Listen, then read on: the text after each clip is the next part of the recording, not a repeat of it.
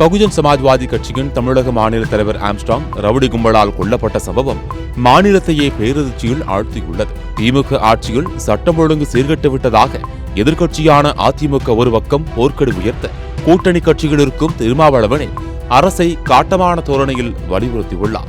கள்ளக்குறிச்சி சம்பவம் சற்றே ஓய்ந்த சூழலில் ஆம்ஸ்ட்ராங் கொலை அரசுக்கு அடுத்த நெருக்கடியை ஏற்படுத்தியுள்ளது. இந்த சூழலில்தான் சென்னை மாநகரின் 110வது கமிஷனராக அருண் IPS நியமிக்கப்பட்டுள்ளார்.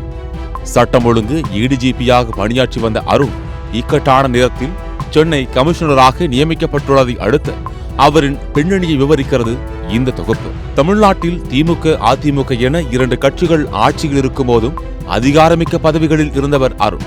சட்டம் ஒழுங்கு, குற்றப்புலனாய்வு மற்றும் போக்குவரத்து துறை என எந்த துறையில் பதவி வழங்கப்பட்ட போதும் அதிரடியாக செயல்பட்டு கவனம் ஈர்க்கக்கூடியவர்.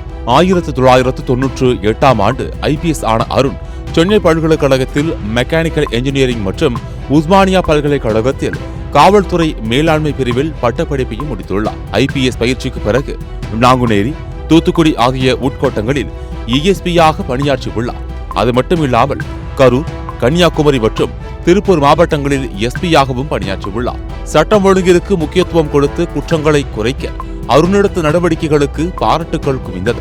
சென்னையில் அண்ணாநகர் மற்றும் பரங்கிமலை ஆகிய இடங்களில் துணை ஆணையராக பணிபுரிந்துள்ள அருண் தமிழ்நாடு குற்றப்புலனாய்வு துறையில் காவல் கண்காணிப்பாளராக பணியாற்றிய அனுபவமும் பெற்றுள்ளார். 2012ஆம் ஆண்டு DIG-யாக பதவி உயர்வு பெற்ற அருண் 2016ஆம் ஆண்டு IG-யாக பதவி உயர்வு பெற்று திருச்சி மாநகர காவல் ஆணையராக பணியாற்றினார். அதைத் தொடர்ந்து சென்னை பெருநகர காவல்துறை கூடுதல் ஆணையராகவும் பொறுப்பு வகித்து வந்தார். 2021ஆம் ஆண்டு மீண்டும் திருச்சி மாநகர காவல் ஆணையராக சென்ற அருண் அங்கு கொடிகட்டி பறந்த லாட்டரி பிரச்சினைக்கு முடிவுரை எழுதினார். 2022ஆம் ஆண்டு கூடுதல் DGP-யாக பதவி உயர்வு பெற்று தமிழ்நாடு குடிமைப்பொருள் வழங்கல் குற்றப்புலனாய்வு பிரிவு மற்றும் ஆவடி மாநகர காவல் ஆணையராகவும் பதவி வகித்தார் அருண் IPS.